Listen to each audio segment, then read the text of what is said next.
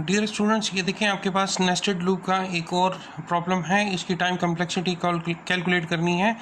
For i equals to 0 i is less than n i plus plus. Inner loop है for j equals to 0 j is less than i j plus plus. और inner most statement है a equals to a plus b। तो हमने ये देखना है कि ये i और j का जो लूप है ये कितनी बार एग्जीक्यूट हो रहा है। i की एक वैल्यू के लिए ये j कितनी बार एग्जीक्यूट हो रहा है। तो वही तरीका है। हम देखें बिल्कुल स्टार्ट में क्या करते हैं, हम अपनी तरफ से कुछ सपोजिशन करते हैं। हम सपोज करते हैं कि जी लेट हमारे पास n जो है ये क्या है, ये 3 के इक्वल है, n इक्वल्स टू 3। तो देखें i की एक वैल्यू के लिए j कितनी बार एग्जीक्यूट हो रहा है। तो हम क्या करते हैं, हम यहाँ पे एक साइड पर i लिख देते हैं और एक साइड पर j लिख देते हैं और इधर नंबर ऑफ एग्जीक्यूशंस बताते हैं कि जी कितनी बार एग्जीक्यूट हुआ है, j कितनी बार एग्जीक्यूट होगा। तो आप इस कोड को देखें, जब i की वैल्यू 0 है, 0 इज़ लेस देन 3, तो ये कंडीशन ट्रू हो गया। कंट्रोल जब यहाँ शिफ्ट होगा तो j की वैल्यू 0 है, j is less than i की वैल्यू ऑलरेडी 0 है, तो 0 इज़ नॉट लेस देन 0, तो ये कंडीशन फॉल्स हो गया। दैट मीन्स जब i की वैल्यू 0 है तो ये कोड एग्जीक्यूट नहीं होगा। जब i की वैल्यू 1 है तो 1 इज़ लेस देन 3, तो ये कोड एग्जीक्यूट हो गया। ठीक है। जब हम कहते हैं कि i की वैल्यू हमारे पास 1 होगी तो j कितनी बार एग्जीक्यूट होगा। आप इधर कोड को देखें, j इक्वल्स टू 0, तो 0 इज़ लेस देन 1, तो कंडीशन ट्रू हो गया, तो ये एक दफ़ा एग्जीक्यूट हो जाएगा। दैट मीन्स कि ये 0 के लिए एग्जीक्यूट हो जाएगा। तो हम कहते हैं कि ये j की 0 वैल्यू के लिए ये कोड एग्जीक्यूट होगा। फिर उसके बाद ये स्टेटमेंट एग्जीक्यूट हो जाएगी, कंट्रोल यहाँ से वापस चला जाएगा तो j की वैल्यू 1 हो जाएगी, तो 1 इज़ लेस देन 1, ये कंडीशन फॉल्स हो गई।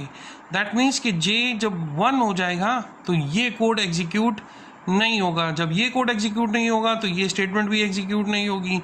तो ये स्टेटमेंट सिर्फ j की वैल्यू जब 0 है तो तब एग्जीक्यूट होगा। तो देखें j की वैल्यू 0 है उस पर एग्जीक्यूट होगा, लेकिन ये 1 पर एग्जीक्यूट नहीं होगा। ठीक है। तो जब i की वैल्यू 1 है तो ये सिर्फ एक दफ़ा एग्जीक्यूट होता है, दूसरी बार एग्जीक्यूट नहीं होता। तो नंबर ऑफ़ एग्जीक्यूशन मैं कहता हूँ कि जी ये 1 टाइम जो है एग्जीक्यूट हो रहा है।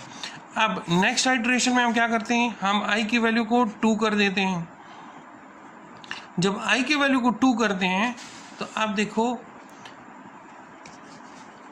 ये जो स्टेटमेंट है ये 0 के लिए भी एग्जीक्यूट होगा, 1 के लिए भी एग्जीक्यूट होगा, लेकिन 2 पर ये फॉल्स हो जाएगा, 2 पर ये एग्जीक्यूट नहीं होगा। तो ये सिर्फ 0 और 1 पर एग्जीक्यूट होगा, 2 पर एग्जीक्यूट नहीं होगा। तो मैं कहता हूँ कि जी ये 0 पर एग्जीक्यूट होगा, 1 पर भी एग्जीक्यूट होगा, लेकिन 2 पर ये फॉल्स हो जाएगा, ये एग्जीक्यूशन इसकी नहीं होगी। तो टोटल एग्जीक्यूशन इसकी कितनी हो गई है, वो हो गई है 2 टाइम्स।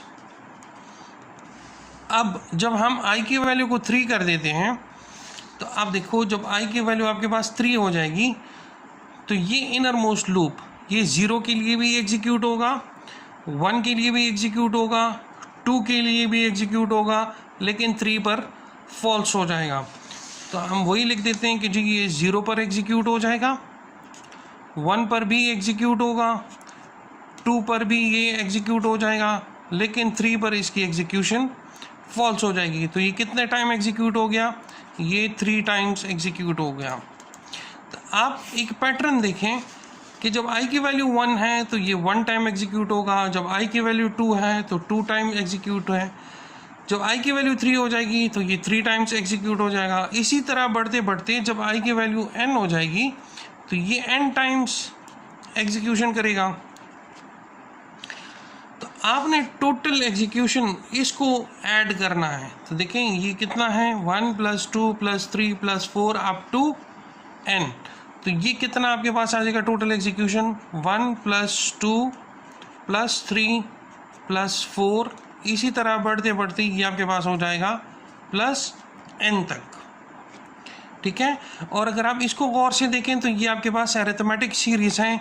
ये किस चीज़ के बराबर हैं? ये आपके पास बराबर है n into n+1 divided by 2 के। ये इस चीज़ के इक्वल है। आप इसको आपस अंदर मल्टीप्लाई कर दें, n को अंदर मल्टीप्लाई कर दें तो ये n² + n आ जाएगा, और उसमें हायर ऑर्डर टर्म आपके पास कौन सा है? n²। तो इससे आपके पास आ जाएगा n²। तो टोटल टाइम कम्प्लेक्सिटी आपके पास इस प्रोग्राम की क्या आएगी? वो आपके पास आएगी बिग O ऑफ n²।